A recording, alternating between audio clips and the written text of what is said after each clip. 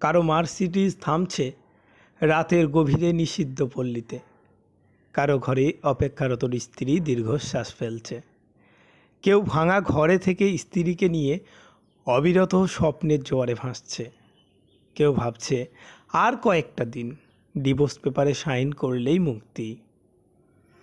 কেউ কেউ আবার একটা সম্পর্ক টিকিয়ে রাখার জন্য অবিরাম যুদ্ধ করে চলছে। কেউ সদ্যজাত সন্তানকে ডাস্টবিনে ফেলে দিয়ে দায়মুক্ত হতে চাইছে, আবার কেউ একটা সন্তানের জন্য সারাটা জীবন হাহাকার করছে। কেউ বছরে কতজন ভালোবাসার মানুষ বদলে ফেলছে, কেউ আবার তার ভালোবাসার মানুষের জন্য বছরের পর বছর অপেক্ষা করে চলছে। কেউ দামি শাড়ি হাতে পেয়ে তবুও খুশি নয়, আবার কেউ তাঁতের নতুন শাড়ির গন্ধ বারবার শুকছে।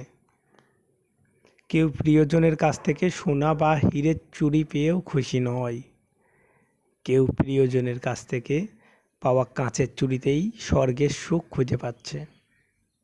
কেউ লাখ টাকার ডাইনিং টেবিলে বসেও তৃপ্তি সহকারে খেতে পারছে না, কেউ পেঁয়াজ কাঁচা লঙ্কা কচলে ও গ্রাসে পান্তা গিলছে, কারো দামি খাটে শুয়েও ঘুমের ওষুধ খেতে হচ্ছে, কেউ আবার হিমেল হাওয়ায় অঘরে ঘুমাচ্ছে।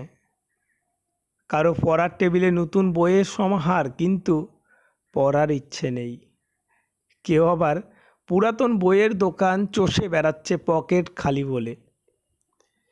কেউ বিশাল বহুল গাড়িতে বসে চিন্তিত, সন্তানগুলো মানুষ হলো না, এত সম্পত্তি রাখতে পারবে তো।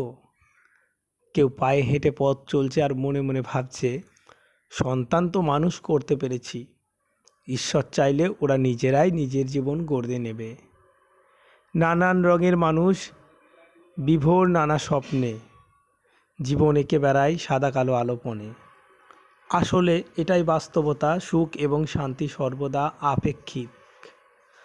কারো সব থেকেও সুখ জিনিসটা নাই, আবার কারো বাকি সব ঘাটতি থাকলেও সুখটা আছে। কেউ দুবেলা খাওয়ার জন্য সারাদিন হাঁটে, আবার কেউ খাবার হজম করার জন্য হাঁটে। জীবন যেখানে যেমন তেমন।